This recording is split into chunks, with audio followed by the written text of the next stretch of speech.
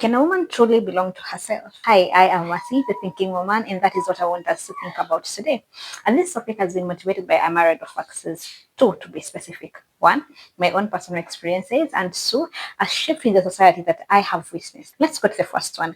I am in my late 20s and I do not belong to a man. And I have shared in my other platforms how I have been forced in different circumstances and instances to curate different husbands for myself just so I can go through those circumstances with more ease. For instance, if I am traveling alone, I would have to lie to a man if he asks me why I'm traveling alone, that I have an army husband who will be joining me later on. Or if I am going for a walk somewhere and the man really insists on giving me a lift, I'll just tell them I've just called my husband. He's 2 minutes away and he's coming to pick me up. Or an instance where I am in the workplace and this loan and insurance people come to sell you loans and they don't take your word for it when you tell them that you don't want to take a loan or an insurance cover for something. But once you tell them that my husband works in a different bank, you tell them there'll be a conflict of interest in the family. If I take a loan from you, they're willing to let you go. And I've always been fascinated by that. The fact that someone is willing to respect someone who is fictional, who I've just created in my mind, over I who am here and I'm telling them that I actually don't want a loan, which will be cut out of my paycheck. It has fascinated me. It has made me to think deeper into the reality of it. Is it possible? Is it possible? And how will it look like for a woman to belong to herself? Secondly, now, the shift in society that I've seen, we have seen more people coming up and saying, I don't want to be married. I don't want kids. I am doing this life alone. I don't want to belong to someone. I belong to myself. And it's interesting. First, who those women? Now, let's talk about how that will look like for you, Trellens. First, in the family perspective, in the church perspective, and in the cultural perspective. In the family perspective, once you grow up, you've become a young adult, you've gone to school, you've graduated, you've started a job, your parents will expect you at one point or another to tell them, we are bringing a visitor is coming on this and this day. And if that doesn't happen, they're going to ask questions. Mine have asked questions. I'm still answering those questions. And then you go to the church POV. The church expects you to go from Sunday school, join the preteens, join the teens, get into the youth, have a big meet a brother from that church or from a neighboring church, have this big magical wedding, and then move on to become this glorious couple that testifies of the goodness of the Lord. And if that doesn't progress like that, it becomes something else. I recently had a conversation with a friend of mine from church. Sorry, and I mentioned that I am contemplating not getting married. The way he looked at me said more than what he said. He looked at me like, huyu na Mungu wako pamoja again, or this one has backslid, or this one has allowed the enemy to do this and this and this. And I asked him, does me saying I don't want to get married mean that me and Christ are not okay? That is a conversation for another day, one that we're definitely going to have. And then now we go to the cultural POV. A woman is culturally expected to belong to a man. Where I come from, I belong to my father. That is why I'm called Miss blah blah blah.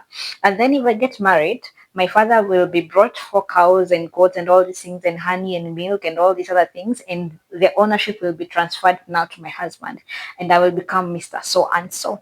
And the society expects that, and they frown upon someone who still belongs to their dad, because at the end of the day, I have still to belong to a man. I belong to my father. That is why if anything happens, I'll go back to my father's house. And a combination of all these factors brings a lot of pressure on women to want to belong. And I have had stories of women going to a work interview and they have to wear a wedding ring just so they can be perceived or they can be seen as married. Women who have had to go out there and say, hey, my kids, and they don't have kids, just so they can be taken a certain way. And we even see it in the workplaces. People who are not married are seen as permissive, they are seen as not as wise and not as experienced as people who are married and have several kids. And then now here comes a woman like Mercy and a woman like many others who comes and says, maybe this thing is not meant for me. Maybe who I am will not accommodate what is expected of me in marriage. And maybe the version of me that would be married, although I could make a good wife, I might not be a very happy wife. And then the reality comes now. You are disappointing the church, you're disappointing your family, you're disappointing the society. At the same time, you have to make the choice. Are you going to disappoint all these people or are you going to disappoint yourself? And most of what I have been seeing is it is possible for a woman to belong to herself. It is possible, it is empowering, but it is not easy. You'll need a lot of things. And based on what I've seen, the women who have been able to belong to themselves have different things. First, they have audacity. They have the audacity to tell everyone no, and they have the audacity to tell themselves yes, even when everyone else is expecting them to say yes. The other thing that I think these women have is money. If you don't have money, ultimately you'll have to need a man. You have to need a man to pay your bills. You have to need a man to do a lot of things for you. But if you have money and good money, I think you're in a better position, and you're even in a more, you have more authority to say no to belonging to a man. Another thing is grounding. The woman must have thought through what it is that they need, and what is it that they will have, and what is it that they will not have by not belonging to a man.